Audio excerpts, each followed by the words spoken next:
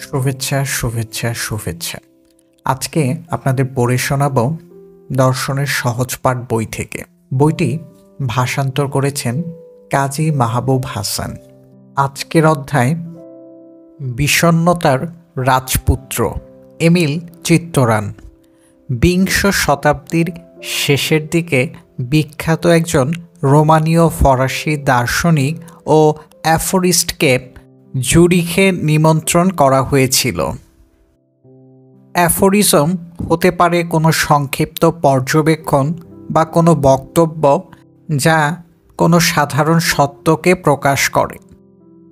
নানা প্রশংসাসূচক বিশেষণ ব্যবহার করে ও কিয়েরকেগার্ড আর শোপেনহাওয়ারের সাথে তুলনা করে সঞ্চালক তাকে পরিচয় করে দেবার পর বক্তা মৃদু হেসে সাথে সাথেই তার জার্মান দোভাষীকে সংশয়ে ফেলে দিয়ে তার বক্তব্য শুরু করেছিলেন। আমি শুধুমাত্র একজন জোকার। তার কিছু সমালোচক অবশ্য তার সাথে একমত হতেন, কিন্তু তারাও ভুল করতেন, কারণ এমিল মিহাই চিত্তরান অবশ্যই মহান ফরাসি আর ইউরোপীয় সেই নৈতিক দার্শনিকদের তালিকায় অন্তর্ভুক্ত হবার জন্য কোনো অংশে কম অযোগ্য ছিলেন না, যে তালিকায় আছেন মন্তাইন, শামফোর, পাস্কাল, লা রুশফুকোর মতো দার্শনিকরা। 1911 সালে রোমানিয়ার রাশিনারিতে চিত্তরান জন্মগ্রহণ করেছিলেন। তার বাবা ছিলেন একজন গ্রিক অর্থোডক্স যাজক। এই দুই বাস্তব তথ্য চিত্তরানের পরবর্তী কাজগুলোর মর্মোদ্ধার করার জন্য গুরুত্বপূর্ণ। চিত্তরানের লেখায় বিদ্যমান বিষণ্ণতা, রোমান্টিকতা, নিয়তিবাজি মেজাজের কারণ হিসেবে তার রোমানীয় ঐতিহ্যকে চিহ্নিত করেছেন অনেকেই। আর খ্রিস্টীয় ধর্মযাজক বাবার ছেলে হিসেবে ধর্ম বা সেই সংক্রান্ত ভাবনাগুলো নিয়মিত প্রতিধ্বনিত হয়েছিল তার দর্শনে, যেমন নাস্তিক্যবাদের আনন্দ আর বিপদ। রোমানিয়ার এক প্রান্তে সিবিউতে তিনি পড়াশোনা করেছিলেন 1920 থেকে 1927 সাল পর্যন্ত। 1934 সালে মাত্র 23 বছর বয়সে তিনি মাতৃভাষায় প্রথম বই প্রকাশ করেছিলেন, on the Heights of despair. পরবর্তীতে কিছু সুস্পষ্টভাবে বিষণ্ণ, নিরানন্দ আর নাস্তিবাদী দর্শন তিনি তার সারা জীবন ধরে বিকশিত আর অনুশীলন করেছিলেন। এই বই তার ভ্রূণ ছিল। তিনি ব্যাখ্যা করেছিলেন লেখা তার জন্য আত্মহত্যার বিকল্প ছিল। হতাশা আর বিষণ্ণতার মুহূর্তে পড়ার জন্য তিনি আরেকজন দার্শনিক। তিনি আমাদের হতাশ করেন না, শুধুমাত্র আমাদের দুঃখে একাকিত্বের অনুভূতি খানিকটা কমিয়ে দেন। তার কাজের মধ্যে উকি দিলে আমরা দেখতে পাই এমন কিছু বাক্য: আত্মহত্যা করে কোনো লাভ নেই, কারণ আপনার আত্মহত্যা করতে সবসময় অনেক দেরি হয়ে যাবে। শুধুমাত্র আশাবাদীরাই আত্মহত্যা করে, যে আশাবাদীরা আশাবাদী হয়ে বাঁচতে ব্যর্থ হন। অন্যরা, যাদের বেঁচে থাকারই কোনো কারণ নেই, মরার জন্য কেনই বা তাদের কোনো কারণ থাকতে পারে। বই লিখুন, তবে শুধুমাত্র যদি আপনি সেখানে এমন কিছু লিখতে চান যা আপনি কখনোই কাউকে বলার সাহস পেতেন না। এছাড়াও, যেমন সারাদিন কি করেন আপনি, নিজেকে সহ্য করি আমি। চিত্তরানের জন্য গুরুত্বপূর্ণ একটি বছর ছিল 1937 সাল, যে বছর তিনি প্যারিসে থাকা শুরু করেছিলেন এবং খুব শীঘ্রই ফরাসি নাগরিকত্ব গ্রহণ করেন। তিনি আর কখনোই তার জন্মভূমিতে ফিরে যাননি। এই পরিবর্তনটি এমনকি তার বিষণ্ণতা ও দুঃখবোধের কারণ ছিল, কারণ এটি ছিল নির্বাসন। কিন্তু তারপরেও তিনি দাবি করেছিলেন যে যদি কেউ নিজেদের নির্বাসিত হিসেবে অনুভব করতে না পারেন, সেটির কারণ শুধুমাত্র তাদের কল্পনাশক্তির অভাব। শুধুমাত্র গ্রামের নির্বোধই মনে করতে পারে তারা কোনো জায়গার সাথে চিরকালের জন্য সংযুক্ত। দ্বিতীয় বিশ্বযুদ্ধের সময় তিনি প্যারিসে ছিলেন। যুদ্ধের পর তিনি বিখ্যাত প্রকাশনা প্রতিষ্ঠান গার্লিমরদের কাছে ফরাসি ভাষায় লেখা তার প্রথম পাণ্ডুলিপিটি তুলে দেন, a short history of decay. বইটি প্রকাশিত হয়েছিল 1949 সালে। ফরাসি ভাষায় লেখা নিয়ে তিনি মন্তব্য করেছিলেন, কাজটি অনেকটা অভিধান ব্যবহার করে প্রেমপত্র লেখার মতো। এই বইটি খুব দ্রুত জনপ্রিয়তা পেয়েছিল।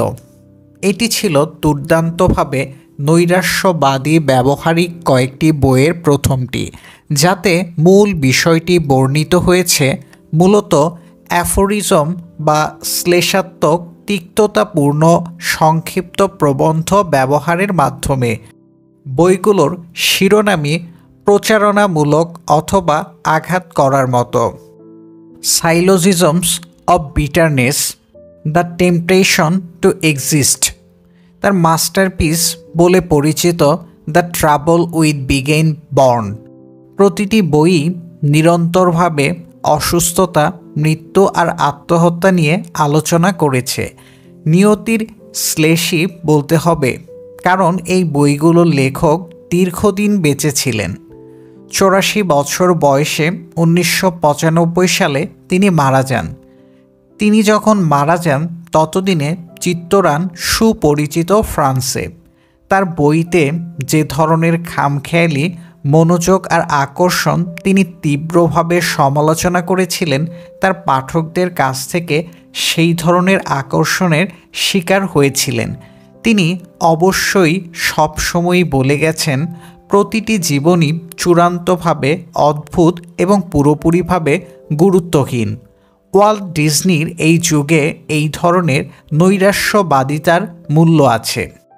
চিত্তরানের লেখা বিখ্যাত ইউরোপীয় সেই সব নির্লিপ্ত উদাসীন দুঃখবাদীদের মতো, যেমন লা রোশফুকো, শামফোর, লোপার্ডি, নিচা, বেকেট, তাদের মতো তিনি সভ্যতাকে দেখেছেন অস্তিত্বের চূড়ান্ত অর্থহীনতা থেকে একটি উদ্ভট চিত্তবিক্ষেপ হিসাবে। তিনি দাবি করেছিলেন শুধুমাত্র একজন নির্বোধই পারে এর মধ্যে কোনো অর্থ খুঁজে পেতে, কিন্তু তিনি নিজে তার বুদ্ধিমত্তা আর চমৎকার মেজাজ হারাননি। তার দুঃখের আরেকটি কারণ ছিল তিনি ঘুমাতে পারতেন না ভালো করে। প্রায়ই ভোর 3টায় তার ঘুম ভেঙে যেত। ভোরবেলা অবধি তিনি প্যারিসের নানা রাস্তায় ঘুরে বেড়াতেন। তিনি দ্য ট্রাবল উইথ বিগেন বর্ন বইটিতে অবজ্ঞা মিশ্রিত শ্লেষের সাথে মন্তব্য করেছিলেন, একবার মাত্র কুশবৃদ্ধ হবার যন্ত্রণা কিভাবে তুলনা করা যেতে পারে সেই যন্ত্রণার সাথে। অনিদ্রায় আক্রান্ত ব্যক্তিরা প্রতিদিনই যা ভোগ করেন। আত্মহত্যার বিষয়টি নিয়ে তার আগ্রহে এক ধরনের আচ্ছন্নতা ছিল, কিন্তু তিনি লিখেছিলেন, তবে এর চেয়ে বেঁচে থাকাই ভালো। কিন্তু তারপর এমনভাবে চিন্তা ও কাজ করা উচিত যেন সে আসলেই মৃত। তিনি বলেছিলেন, আর তাই হোক, আরও বেশি দিন বেঁচে থাকার সান্ত্বনাদায়ক ধারণা থেকে কেনই বা কেউ নিজেকে বঞ্চিত করবে। তিনি আরও বলেন, বেঁচে থাকা সম্ভব শুধুমাত্র আমাদের কল্পনা আর স্মৃতির ঘাটতির কারণে। বা আমি দুর্ঘটনা মাত্র, কেন সব কিছু এত গুরুত্বের সাথে গ্রহণ করতে হবে? কিন্তু আত্মহত্যার সার্বক্ষণিক মুক্তি হিসেবে আবির্ভূত হয়েছে তার ভাবনায়। আমরা ভবিষ্যৎ নিয়ে শঙ্কিত হই তখন যখন নিশ্চিত হতে পারি না ইচ্ছা মাত্রই আত্মহত্যা করতে পারবো কিনা। তিনি বলেছিলেন, সবচেয়ে খারাপ কিছু দ্বারা বিস্মিত হবার ভয়ে চিরকালই বাস করার কারণে আমি সব পরিস্থিতিতে চেষ্টা করেছি এগিয়ে থাকবার জন্য। ঘটবার বহু আগে আমি দুর্ভাগ্যে ঝাঁপিয়ে পড়েছি। আমাদের যুগটি বিশেষভাবে আশাবাদী, আর সে কারণে আমাদের অনেক কষ্টভোগও করতে হয়। ব্যক্তিগত স্তরে সবার আড়ালে আমরা যতটা স্বীকার করতে চাই তার চেয়েও আমরা অনেক বেশি বিষণ্ণ। চিত্তরানের মতো লেখকরা সুযোগ করে দিয়েছিলেন আমাদের সবার মধ্যে থাকা দুঃখগুলোর একটি সামাজিক অভিব্যক্তি দেওয়ার জন্য। এভাবে খুব সামান্য, শুধুমাত্র খুব সামান্য পরিমাণে সেটি হ্রাস আর সহনীয় করা সম্ভব হয়।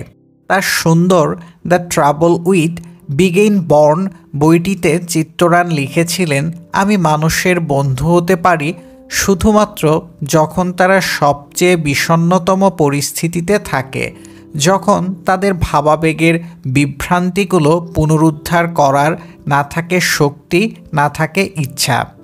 আর ঠিক এটাই সেই মনের অবস্থা যার মধ্যে প্রতিটি চিন্তাশীল মানুষদের অবশ্যই বেশ নিয়মিতভাবে নিমজ্জিত হওয়া উচিত, যেন আমরা সেই সৌভাগ্যটি অনুভব করতে পারি যে বেশ কিছু দার্শনিকের মতোই চিত্তরানের বিষণ্ণ আর সান্ত্বনা দেবার মতো কাজ আমাদের প্রতীক্ষায় আছে।